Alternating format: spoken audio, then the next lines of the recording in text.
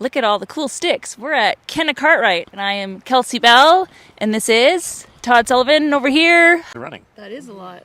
Wow. Yeah, I've been active running since 2016 when we moved here in 2015.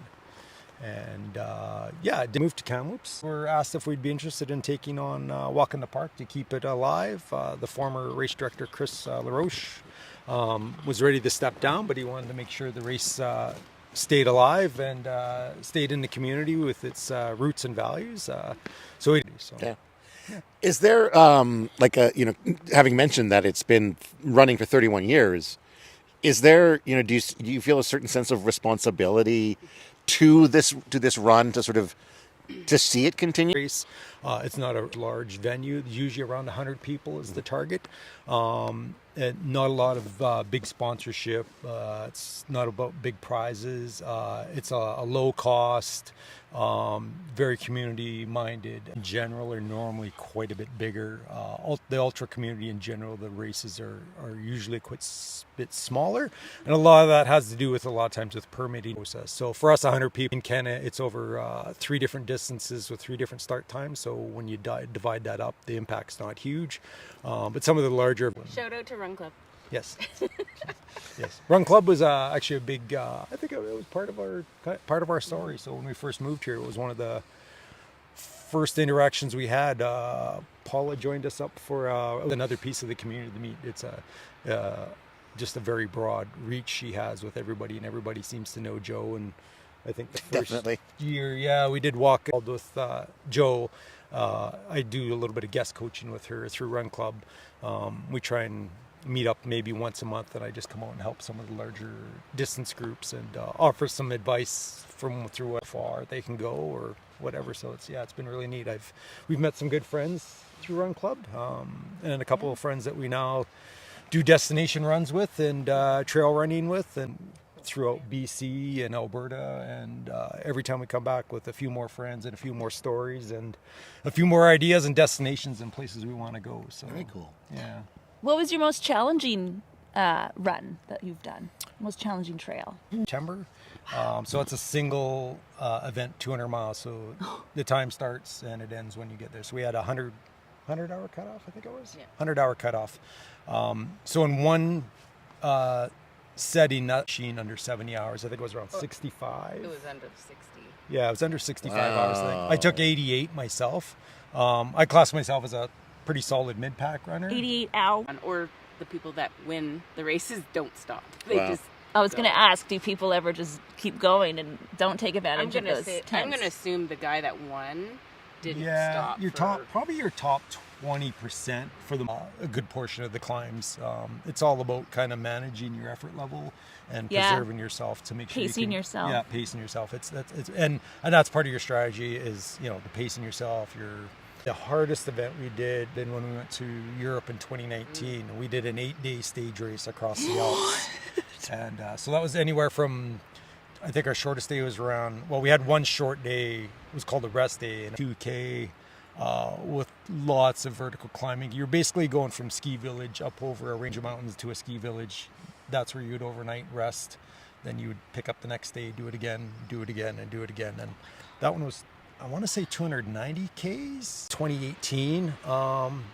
And in 2019, a group of local runners here that I run with, that was kind of just when we started getting together. And so for that particular year, like a Hulk Hogan kind of thing. It's like this big. It's got in it for the bling, skull. Yeah. So as soon as we seen that, then now you want to become a runner, right? Yeah, desperately. Certain points by a certain time, and if you don't make it, the cutoff is and then right. You're out. But the cool thing with that race is they have the Grim Reaper at the end of the race that you have to hand over the specific coin that they give you.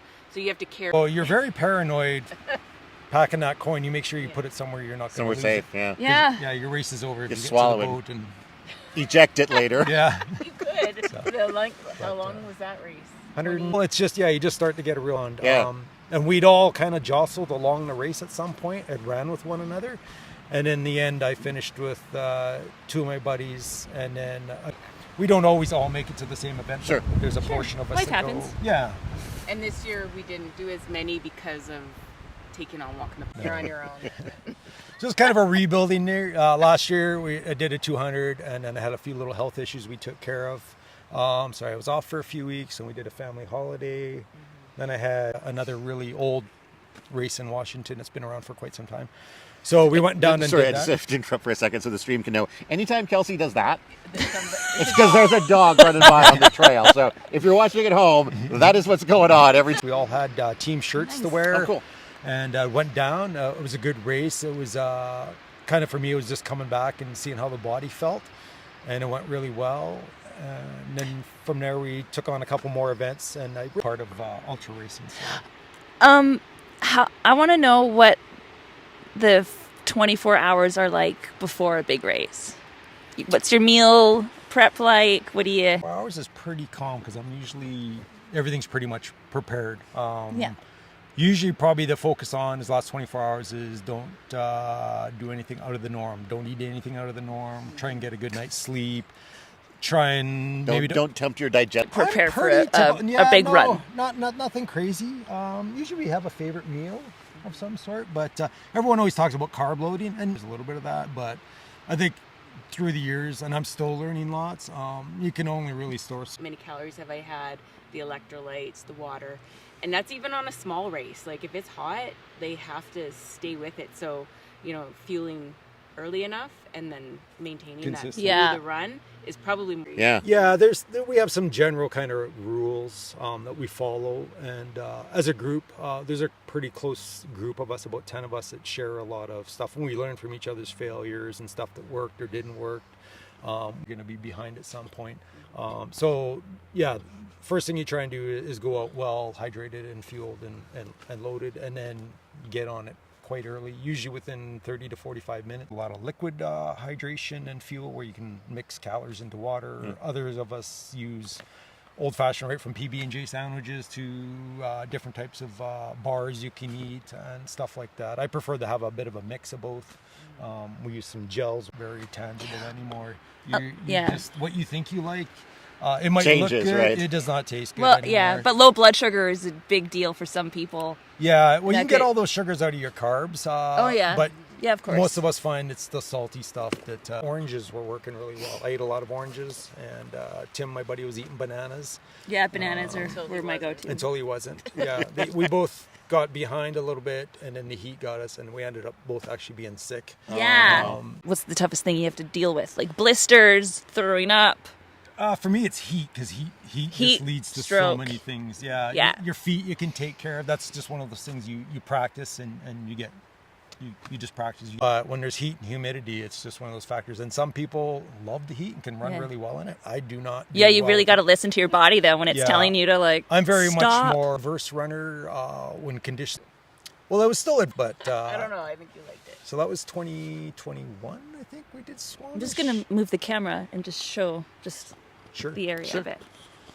So yeah, we did. It was coming out of the year. We did twice. So in 2021, we had a few races. Keith, Sheridan, and myself went down, and it was one of the, how to finding the trail, and he had no Tucker gloves, so that's his nickname. Creative. No problem. Yeah, and Sheridan's like batch of the atmospheric rivers hit. About a week before the really big one. Any of our planning that we kind of had, because we weren't trained up for this race, threw out the window, and the goal just became try and take care of your feet, stay warm, because everything else is going to be it doesn't look pretty. Who's hungry? Yeah. But it's almost like a brag-worthy thing, because it's like I survived. and then you stub it. Yeah, wet feet are really bad if you have one experience any of that in a walk in the park. Or at least you should. Technically a walk in the park, but it's typically really warm that weekend. We've moved it too, so normally it was on the Sunday of the. There's a few areas where there's a little bit of tree coverage, but it's pretty exposed. So. Yeah. So if people want to join, how? And Instagram page, Walk in the Park page, which was that we've put on. So the 50K and the 25K have lots of room, but the 14K is almost with the flagging and signage and stuff. What to expect. And what to expect from the run. Some people, hopefully we've got 4 sessions. People can come to one, they can come to them all. They're free. They can sign up just by How accessible, say, walk in the park is for people new to running. Yeah, so it's that's kind of the idea behind the 14, and this year we've encouraged a lot of people that were kind of really on the fence or kind of in, so help get people into the sport too. Right? There's a lot of people that are interested. There's a lot of people that are just in our backyard. I just felt if it didn't work out and I fell apart, I could just walk home easily. And, Perfect. So I. Yeah, Not where they stay. That's as much as we. Other way. yeah, exactly. They'll lose them in Kenna. Thing for us. Do you want to mention them on camera? Mention them on camera? Run Club is coming out to support us. Additional food, and at the end, the barbecue has burgers and smoky. Usually, once you settle down, usually burgers and that kind of stuff. Yeah, that's some cool beverage. But different cravings. I know the slash. Some people do like the sugary stuff. And complete it as a group, which was great. And we see that all over. So that's what we try and encourage too. Who is used to road running should have in mind before trying a trail run for the first time.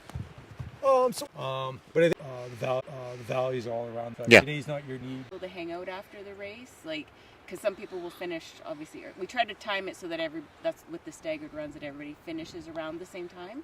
But there'll be a barbecue, music, Ween, Richard Trail race is usually a lot of fun. The race is usually a lot of fun. It's like your fails. And then there's no boundaries or anyone's kept out. So bridge runners and just cross market a little bit and do stuff all together and support one another. All of our races are pretty much staggered, so we're not. No one's overlapping on the same weekend. And right. We've both been something like Runner Soul. Everybody there kind of knows. And there's actually seen on this event participate in it, so we. When I was 45, 46. And I started when I went that way, and he left, and that was it. He never came back to. And a trail runner was born. It was literally that he just 2016. I can't remember. That would be interesting to see, I think.